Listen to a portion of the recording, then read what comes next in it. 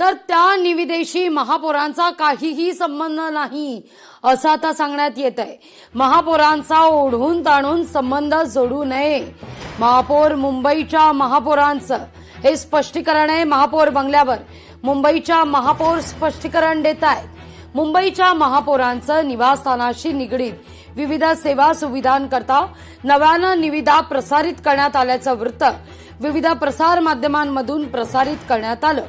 याबद्दल पुढील प्रमाणे स्पष्टीकरण करण्यात येत आहे। तर महापौर काय म्हणतायत, तर महापौर म्हणतायत मुंबईच्या महापौरांचं निवासस्थान हे जिजाबाई भोसले वनस्पती उद्यान आणि प्राणी संग्रहालय परिसरात आहे। संपूर्ण उद्यान आणि प्राणी संग्रहालयातील देखरेख, दुरुस्ती, परिनिरीक्षण विषयक कामं संबंधित उद्यान प्राणी संग्रहालय विभागाकडून हाती घेतली जाते। महापौर निवासस्थान हे हेरिटेज प्रकल्पातलं असून त्याच्याशी निगडीत कामं हेरिटेज मेंटेनन्स विभागाकडून केली जातात। ही निविदा मेंटेनन्स विभागानं काढलेली नाही हे ठळकपणे नमूद करण्यात येत आहे। हे स्पष्ट करण्यात येते की संबंधित निविदा आणि त्यामध्ये नमूद कामं ही महापौर निवासातच नव्हे तर आजूबाजूच्या एकूणच प्राणी संग्रहालय परिसरातली आहेत।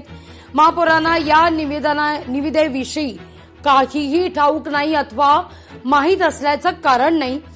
महापौरांनी या कामांची विनंती केलेली नाही असं महापौरांकडून सांगण्यात येत आहे। प्रस्तावित कामं ही महापौर बंगल्याच्या आतली नाहीत, विशेषतः नमूद करण्यात येत आहे असं यात म्हटलंय। ज्या खात्यानं अधिकाऱ्यांनी ही संपूर्ण निविदा प्रक्रिया हाताळली आहे त्यांना या कामांची निकड, त्याबाबतची प्रशासकीय प्रक्रिया याची संपूर्ण माहिती आहे। त्यामुळे कृपया या निविदा प्रक्रियेशी, या कामाशी महापौरांचा ओढून ताणून संबंध जोडू नये ही विनंती महापौर करतायत। सगळ्यात महत्वाचं म्हणजे या सगळ्या घटनेनंतर मग ती निविदा कुणी काढली, का काढली हा मुद्दा उपस्थित होतोय। जर महापौर बंगल्याच्या डागडुजी संदर्भात महापौरांना कल्पनाच नसेल तर या बंगल्यात डागडुजी करण्याची वेळ आली, या संदर्भात कुणाला जाणीव झाली हे पाहणं महत्वाचं आहे।